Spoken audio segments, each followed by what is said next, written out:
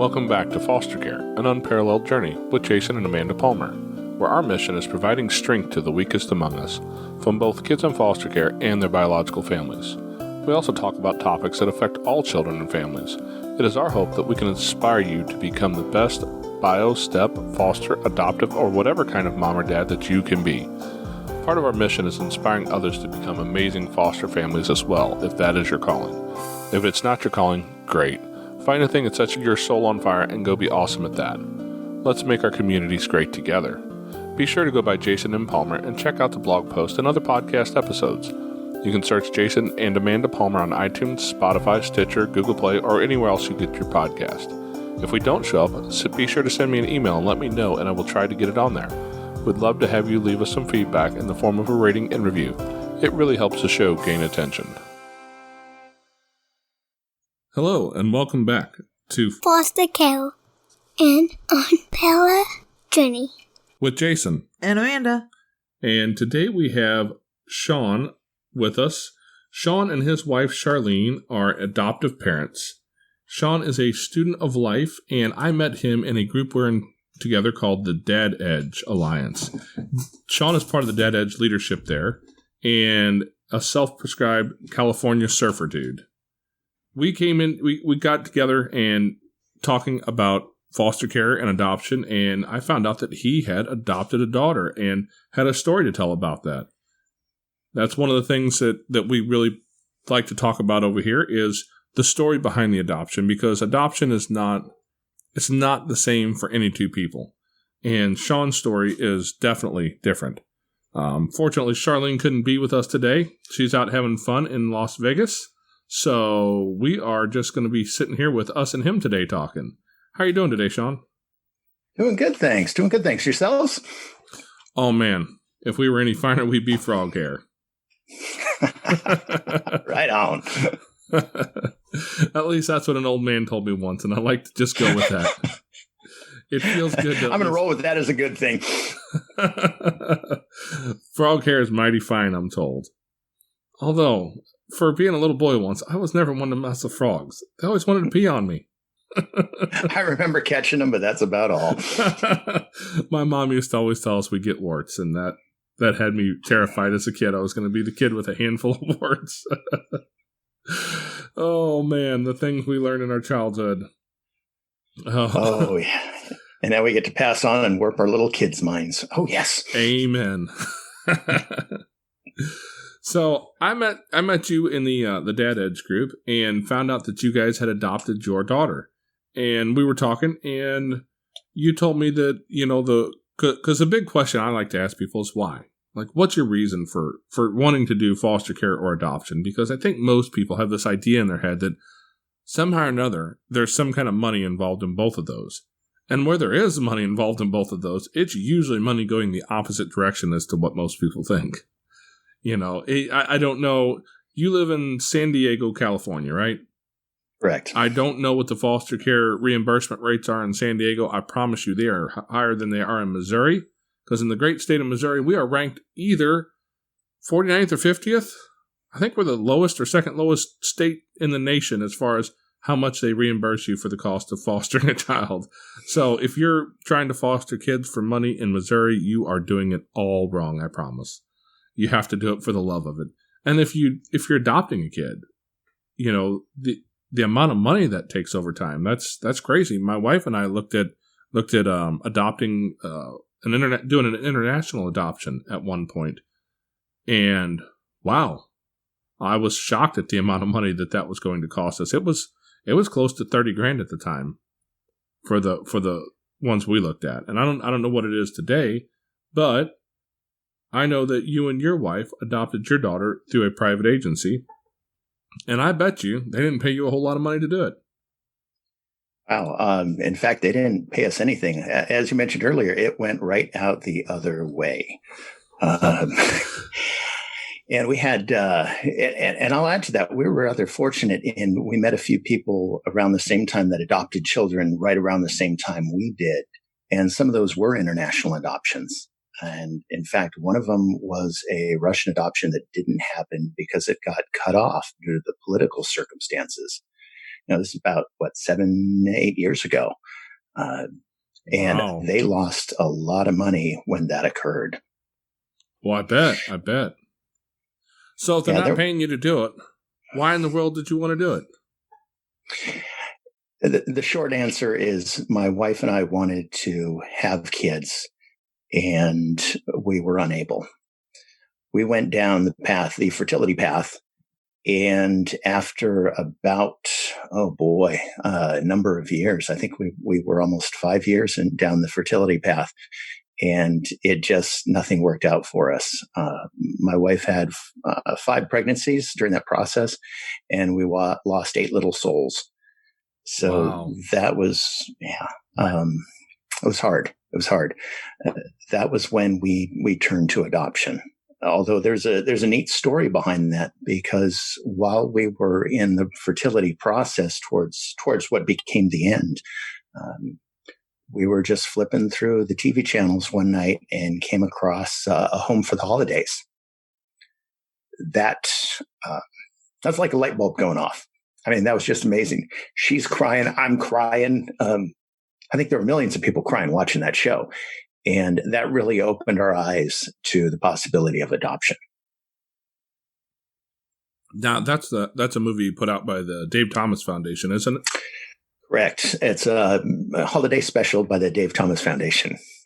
It's a tearjerker. Cannot recommend, if you're looking at that, getting involved, reaching out to them. Just a fantastic organization. But that was I would say, our tipping point, really, to look towards adoption. And it opened our eyes and realizing how much adoption had touched our lives without us recognizing that. That's very true. That's one of the things that surprised me. And the Dad Edge Alliance is a group on Facebook and that we're in. And there's a lot of guys that I've connected with in there who, when I put a single post up about guys whose lives have been touched by foster care adoption, I was amazed at the number of guys who reached out to me and said things like, either they were adopted, they had adopted a child, they had been in foster care, or they did foster care. I would be surprised if most people don't know at least one person whose life is touched with that in their personal lives. I think you're spot on. The statistics I've heard is 1 in 4. Wow. I don't really have anything to base that on. It's been thrown around a lot, but I can believe that. Just when your eyes are opened, you become aware. And once you become aware of something, you can't stop seeing it. Yeah, that's 100%. Once you figure out how much it's out there, everybody starts talking. And, once a conversation opens up, it's amazing how many people have been affected by it. I'm also surprised at how many people look at it and think it's impossible, think it's not a real thing that's going to affect their life, and choose to kind of just to walk without looking into it and understanding that they could do it. I've known a lot of people who maybe thought that, like we did when I first had looked at adoption. When our second son was born, my wife hemorrhaged really bad, and the doctor in his thick Russian accent said basically something about doing a partial hysterectomy because she had a floppy uterus or she might die. And so the answer was pretty clear. Do what you got to do, doc. Keep her alive. But, we couldn't have kids after that. And my wife is the type who would have had a dozen kids if she could have. And so we had eventually kind of looked at adoption, and I was really discouraged when I looked up, because at the time, this is when China still had the one-child policy in effect, and the plight of Chinese girls was pretty tear-jerking to be able to look at that and go, okay, well, let's look at this. And we got to look at it and went, oh, you need $30,000. I can't do that. I don't have $30,000 laying around. At the time, we hadn't been together that awful long, at least not long enough to be really financially stable. We were young and we were keeping our head above water, but that was about the size of it. And to find out that all these kids are in foster care, and the number of kids who are in foster care who are legally available for adoption, and then to find out, I don't know how it is in California, in the state of Missouri, if you adopt through foster care, they cover almost all the cost. It costs you basically nothing. I was like, oh, well, now I can handle that cost.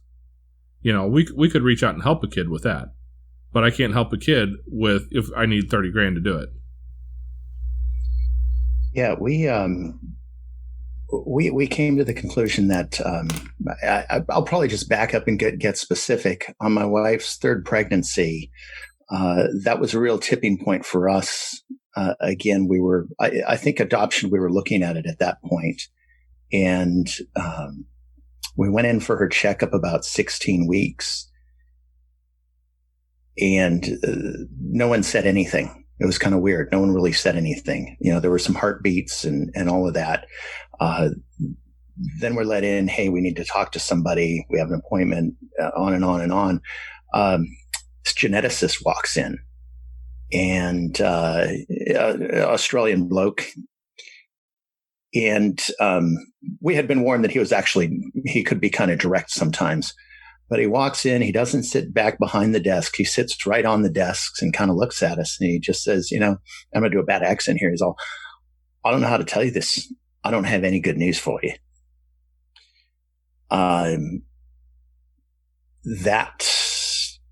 That really changed our directory on everything. We had some difficult decisions to make after that. And we had one more embryo that had been frozen during this fertility process. So I'm just going to be open. We prayed about it.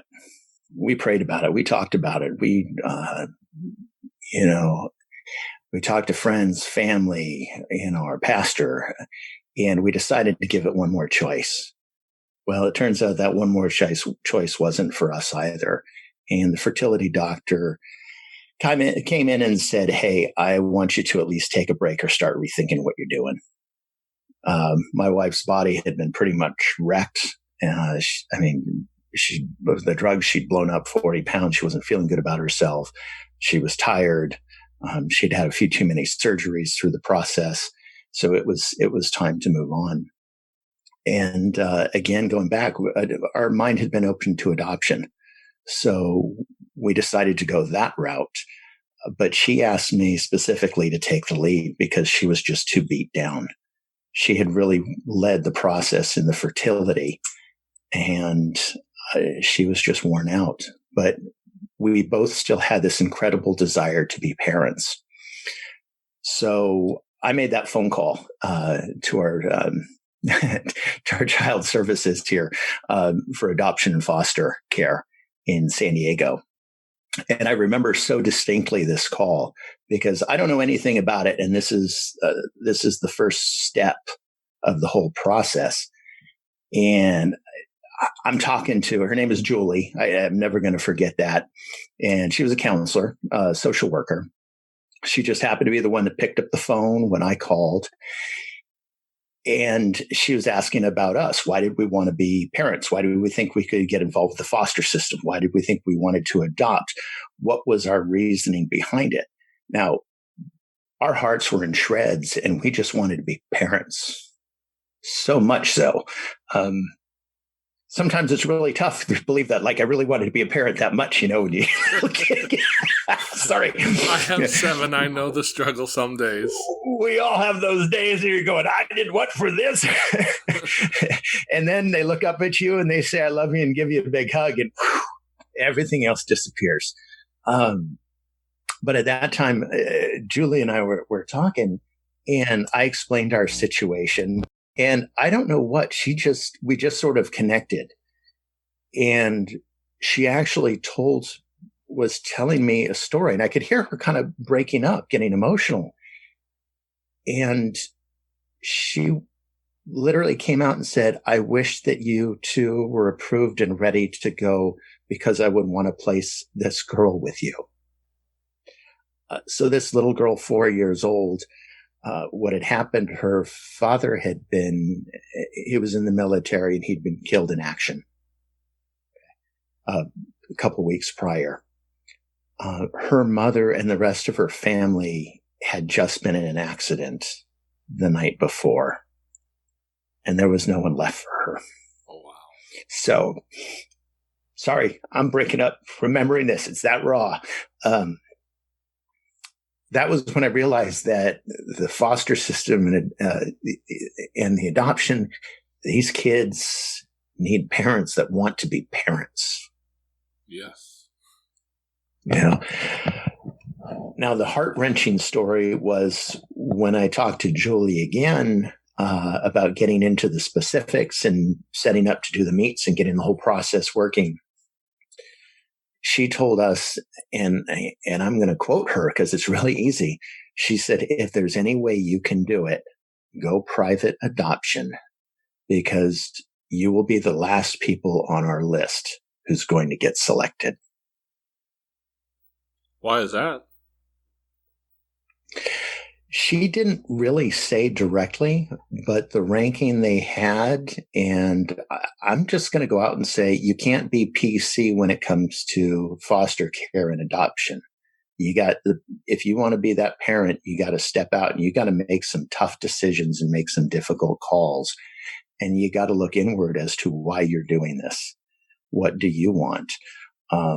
I'm also going to jump ahead and say, you also got to think about the child and how it's going to fit into the people in your life. You know, that may be other family members, it may be close friends, because your community, it's not just you and this child. You're bringing a child into a bigger community, and you got to think about them. So that child becomes number one, right? It just had to do with the criteria at the time that we would be unlikely. With that, we've been on this roller coaster of fertility for a number of years, and now we get this. We just our hearts were broken, but we don't give up. My wife and I, that's one of the things I love about her. She never gives up. I don't give up. So we started looking at private adoption, and that's when we made that decision to look into those options. Wow. That sounds like quite a story just to walk through alone. The private adoption journey that's something we don't know anything about. We've never looked at the private adoption side of things. We've only dealt with our local foster care and foster care system, and the 4 kids that we've adopted came through the foster care system. So that's the only side we really know anything about. What was that like to step into the private adoption arena?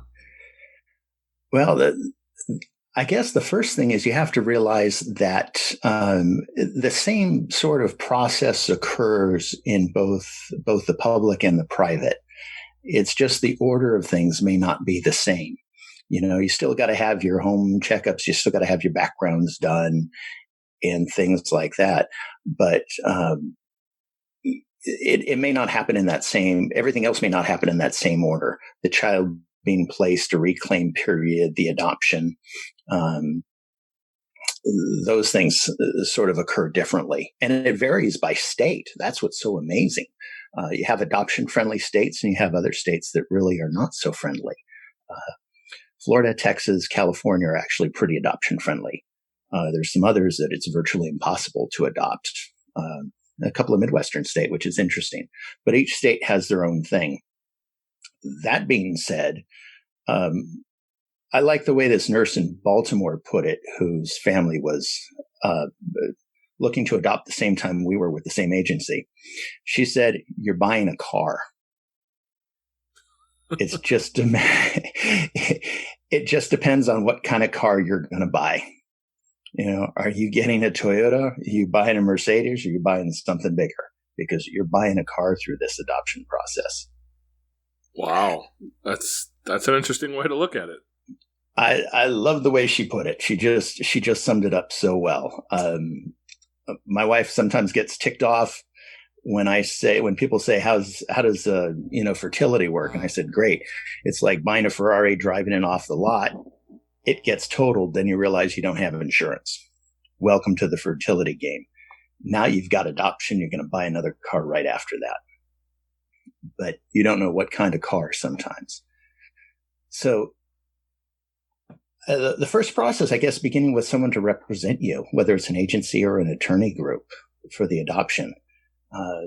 There's networks out there, and they want to put you in touch with women and young ladies that are ready to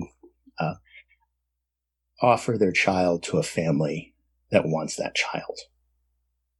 And I'm very specific. I'm not saying give up that child, because this is the greatest gift that anyone can possibly ever give somebody. Yeah, it's the ultimate sacrifice. Exactly. So it really, and maybe it's just my pet peeve, but I hate it when people say, oh, someone was given up for adoption or something like that. That's just not right. This is the ultimate, it's just such an incredible gift. But that being said, the process, if I shorten this out, is, my wife and I had to create a profile and literally create a brochure to market ourselves as potential parents to, and I'm going to break this down as it was explained to us, to a 16-year-old with an 8th grade education that had an oops moment.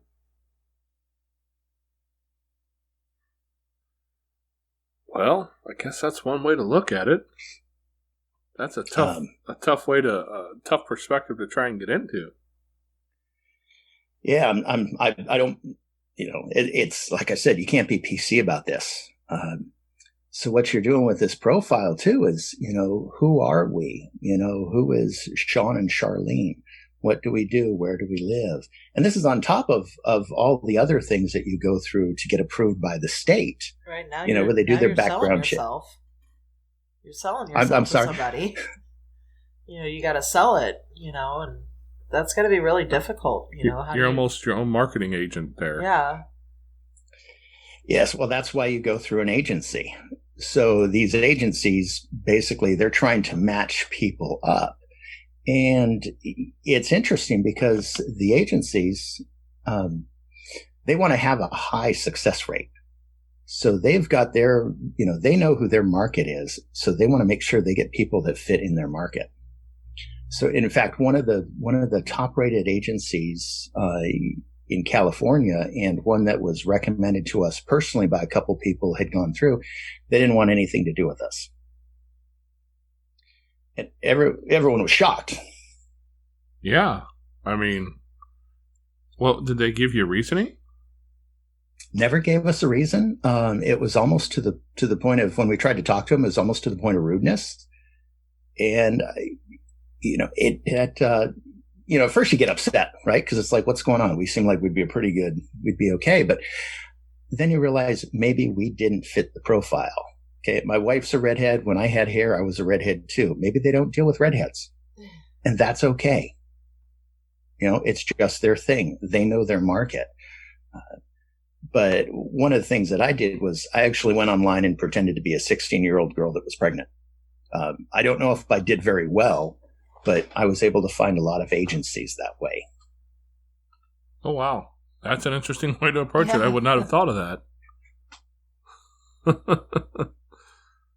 I can only imagine they were a little bit disappointed when they saw your picture, though. Yeah, I don't think I look that good there.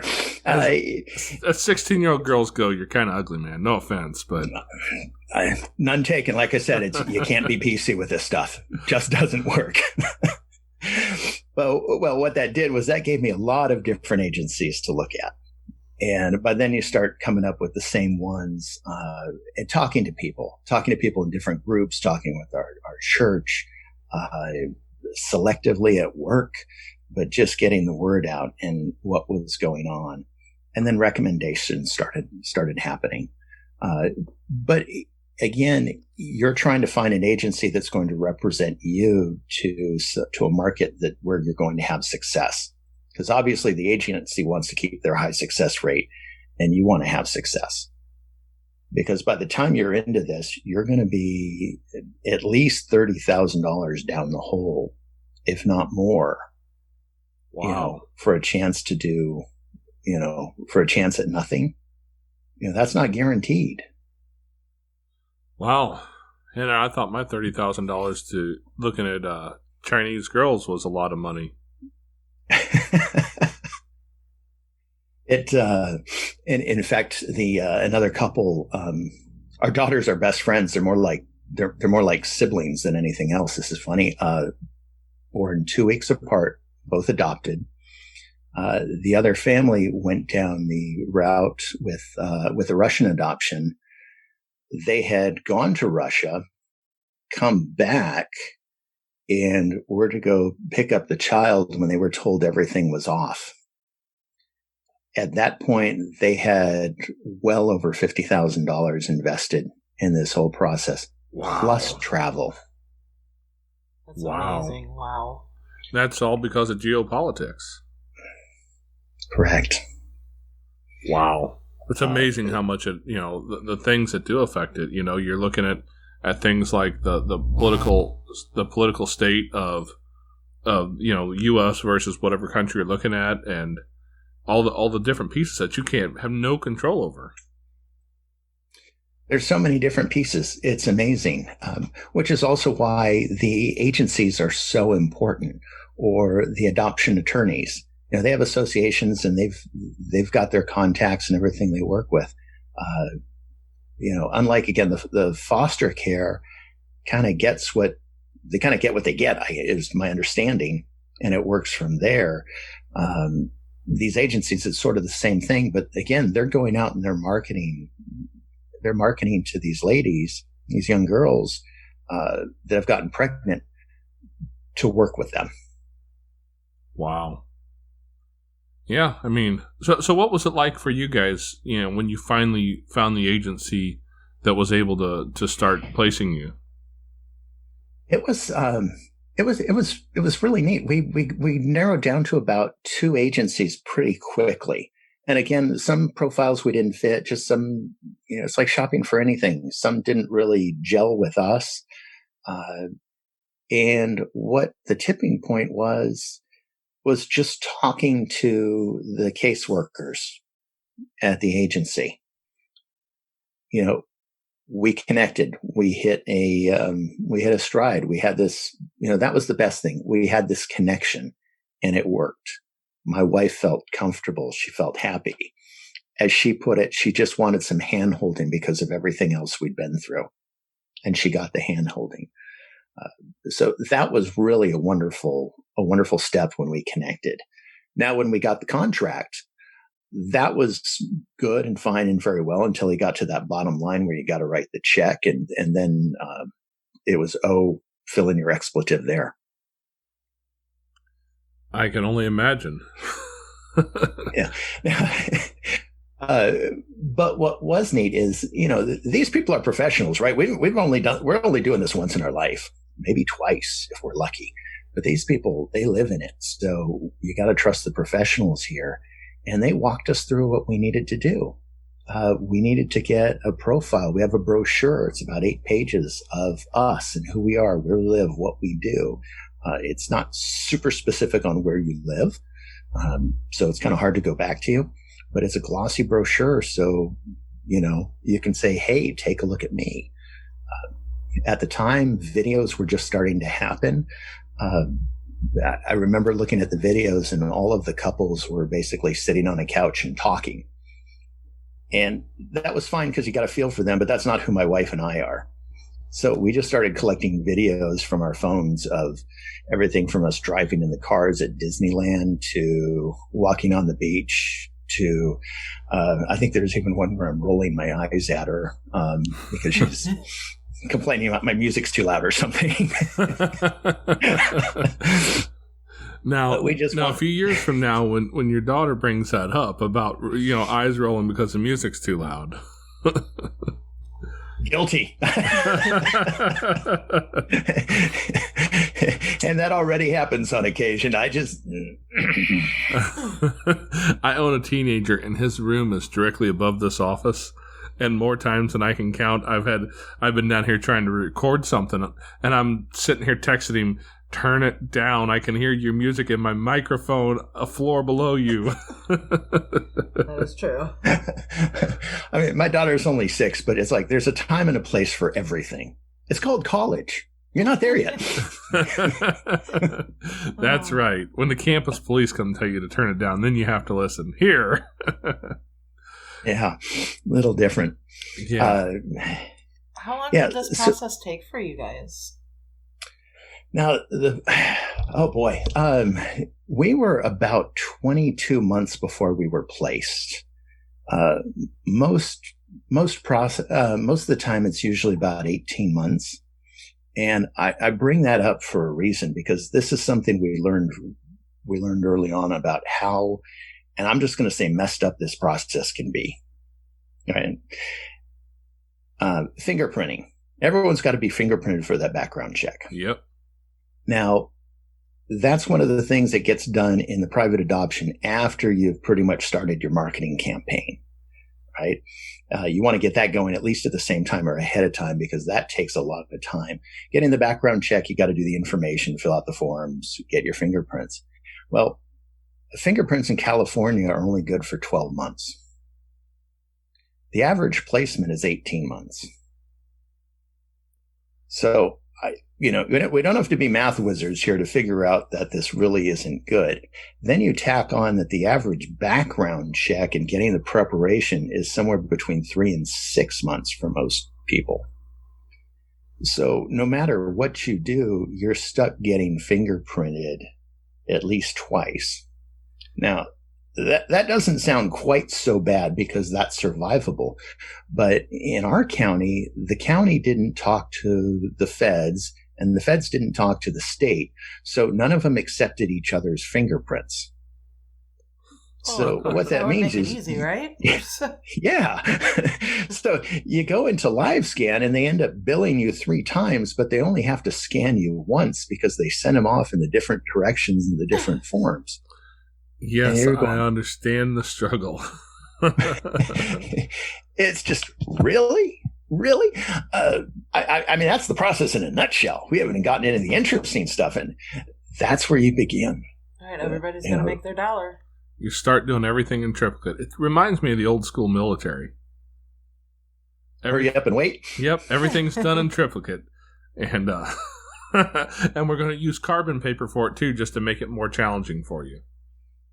Oh, that's it.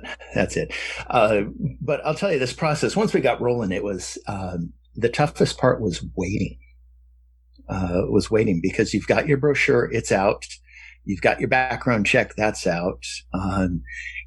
Your challenge is really, what are you going to do?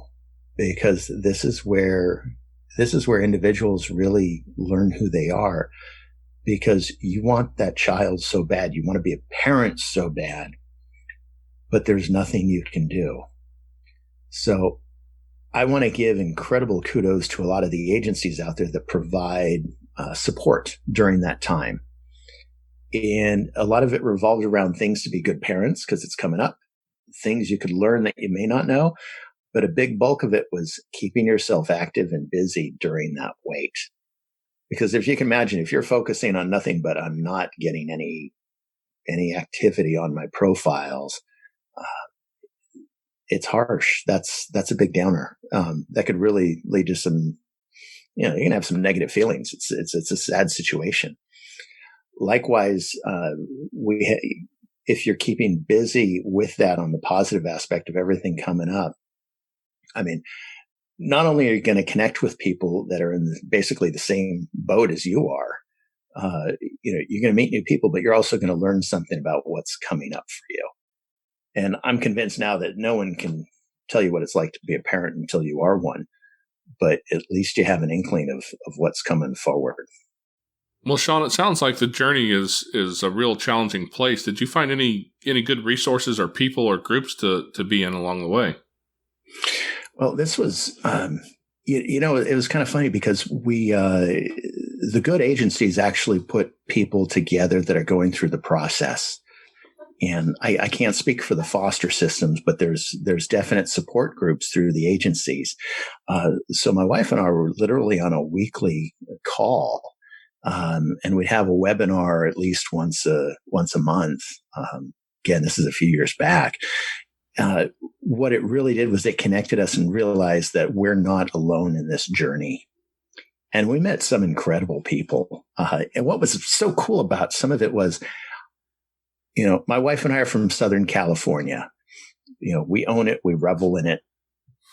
We'll take the abuse that comes with that. And we both grew up in the beach areas. So take it for what it's worth. But we got to connect with people that we would otherwise never, ever run across in our lives.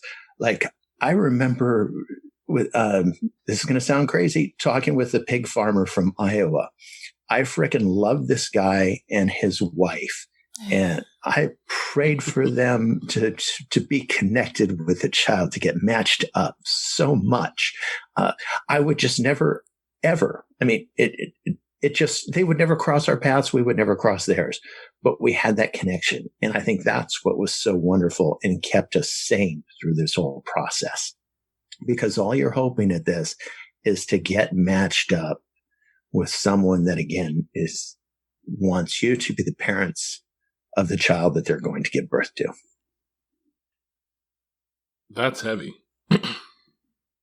That's real heavy, figuring out how to be matched up with a person and a child, and to gain that trust and respect from another person. Well, it's difficult because most of the parents, again, there's some reason behind why we're going to the adoption, and in some cases the foster route. Why are we doing it? In our case, it was the fertility issues.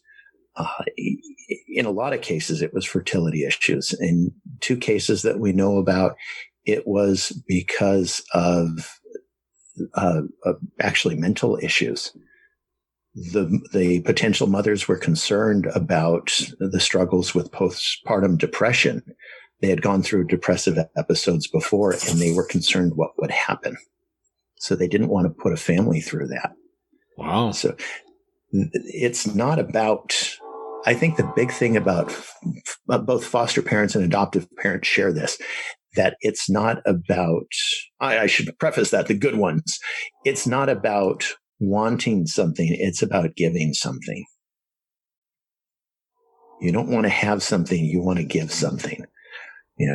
Yes, we want a family, but we want to give a child an opportunity to have a life that they otherwise wouldn't have. I saw a quote the other day that was posted online. It was something along the lines of, it's not about trying to get a child, but it's about giving your family to a child. Bingo. That is beautiful. That is beautiful. I think it's something my wife found, and actually Amanda put it on her Facebook page, because my goodness, she's good at that stuff.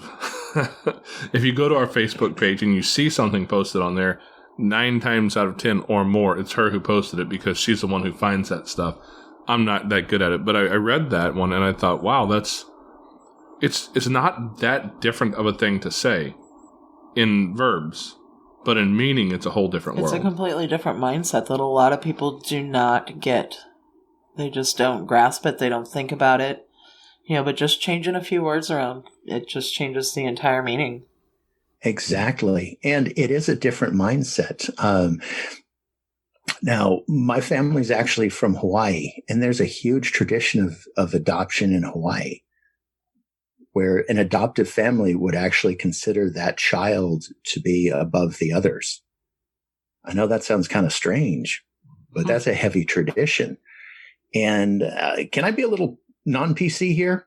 Oh, I guess we'll let you. Okay. So part of this process when you're going through an adoption is you get to choose, or have to choose, is probably a better word to use, what kind of child you're willing to accept. Yeah. And this is a gut wrencher. This for a whole host of reasons.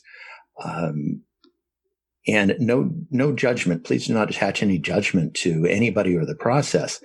But it goes from what child, the age of the child that you're willing to accept. What race or nationality are you willing to accept? What drug use, type and quantity on the part of the mother before getting pregnant and after getting pregnant are you willing to accept? What physical limitations of the child are you willing to accept? These are hard questions. And you don't get to put in everything. Yeah. You have to really think of that too. I mean, that's a tough one. I know in the foster care system, we were asked if they, We were asked similar questions. Yeah, similar age questions. And race and medical issues and different traumas. But I think they gave us the option. I mean, for us, we said basically we'll accept whatever we can, whatever we can handle, speaking medical wise, a kid that requires 24-hour care, who's on a feeding tube, who needs specialized treatment.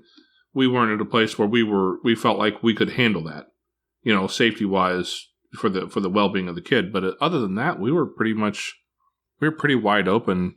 We've really learned to kind of hone our age range down to kids who are the age of our youngest or younger, just because that seems to fit in our family better. But that's, this is foster care. These kids tend to show up and they hang out with us for a while. Whatever that means, a night to a year and a half, 2 years, but a lifetime choice. That's a big step to take. It's a big step. And it's the same process. What are we capable of doing? And we're always capable of more than we think. But again, it's not just about us and the child. It's family, extended family, the community we live in. How is that child going to fit in?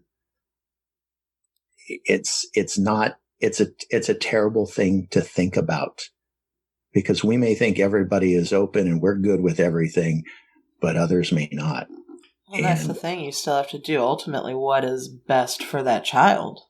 Exactly. It's not about the you. child. It's everything about them. It's their life that will be shaped forever. The child has to come first, and that is sometimes what makes this so difficult. And then you go from this gut-wrenching process and questioning to the waiting. How long are you going to wait? How long are you going to do things? But then there's this really cool thing that happens for adoptive parents. You get the matchup. That's where you're matched. This is where you get a call from the agency or a text or something that says, hey, we've got someone that's interested in you. And oh my gosh, you don't think your heart could explode any bigger than it does. I mean, I remember exactly where my wife and I were. I remember exactly the time. I can tell you the color of the room and the color of the bed sheets and the furniture and the carpet, and because we were in a hotel, which is really kind of scary, but that's how big of a thing it is. And it's just an amazing thing when you are matched up, and then you get to meet or you get to talk over the phone with your potential birth mother. That's what's amazing. And if all goes well, you're the one. Because again, go back to that hypothetical person you're marketing to. This is a 16-year-old girl that got caught in an oops, and her family may or may not know about this in some cases. Right? Yeah. You're looking at her to help you complete your family. Right?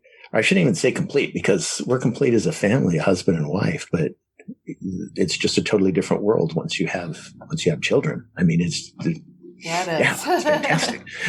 Most of the time. It adds harmony to the melody. I like that. Harmony to the melody. Harmony to the melody. It really is. So that's what's interesting. And then actually meeting them for the first time. The nervousness, I was going to ask how that. I could only imagine being a bundle of nerves and just wanting to sell yourself so that you're that one, and second guessing everything and every movement, and that had to be pretty stressful. Oh, absolutely. I think I think we discussed, we were concerned about what are we going to wear. Yeah. If I choose an orange shirt, if she doesn't like orange, everything. Oh yeah.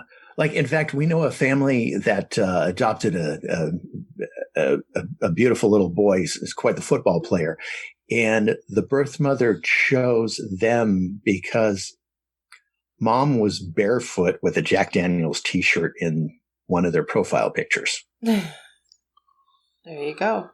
I mean, okay. Yeah, that sounds like a reasonable reason to make a choice that big. Ours was because of music And that's a big thing with us. We have music in the household, and I'll just say it, our religion. Those were the the top two drivers for her decision. She liked where we lived. There were a couple things in our case, but it's going to vary by as many people as there are in this process. And I'm going to, our meeting could be a whole 3-hour interview. So that's a different animal. We can always come back and do again, though. We can do a continuation. Oh, I want my wife for that one. I was going to say, I would love to meet your wife. She sounds like an amazing woman. Oh, she is. She is. She puts up with me too. I don't know why. I know the feeling. But here's what's really cool. We were actually at the hospital when my daughter was born. My wife was in the delivery room. Oh, wow.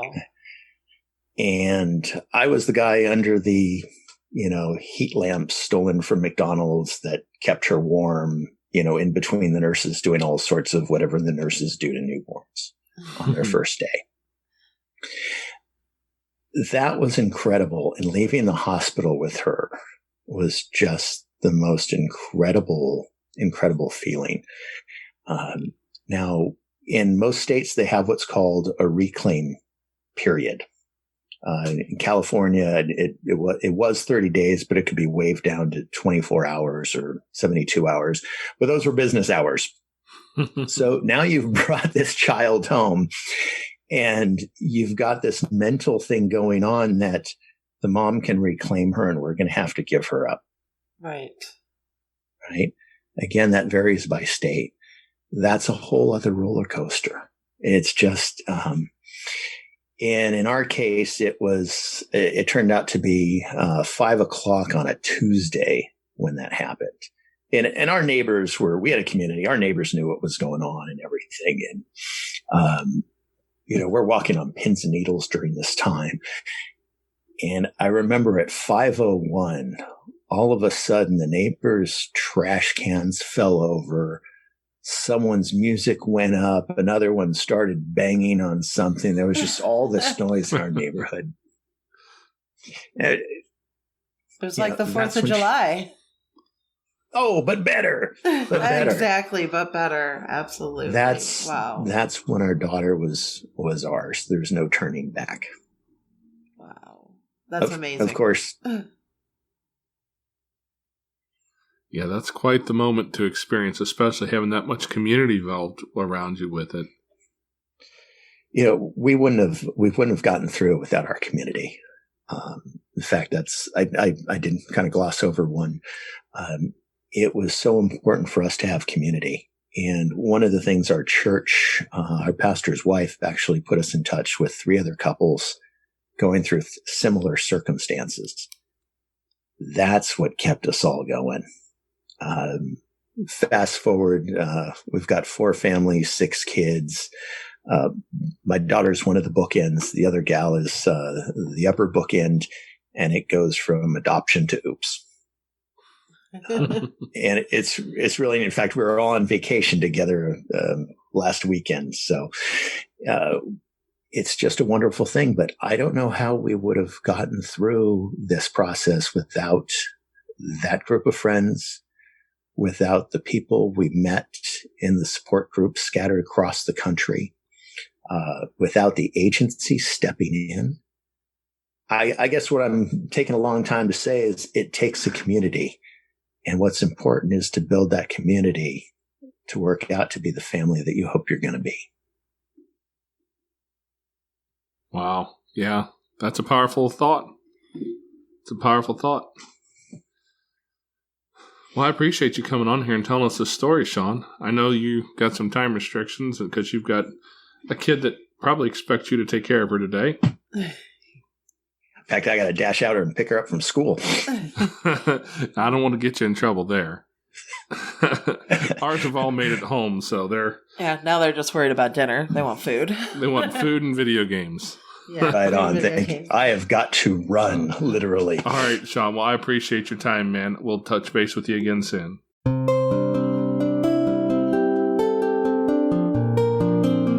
Thanks to everyone for listening all the way through. If you're trying to find us on a specific podcasting platform, just search for Jason and Amanda Palmer, or Foster Care, An Unparalleled Journey, and be sure to subscribe to the podcast. Leave us a rating and review on iTunes, Spotify, Google Play, Stitcher, TuneIn, or anywhere where you find your podcast. You can also download it so that you can listen wherever you're at, even when you aren't online. You can find us online at jasonmpalmer.com, where you can read our blog and listen to all of our previous podcasts. If you have a story that you'd like to tell on the show, please send me an email at jasonmpalmer@yahoo.com. And be sure to put podcast in the subject line. Or send me a message through our Facebook page at Foster Care, An Unparalleled Journey. We'll see you next time.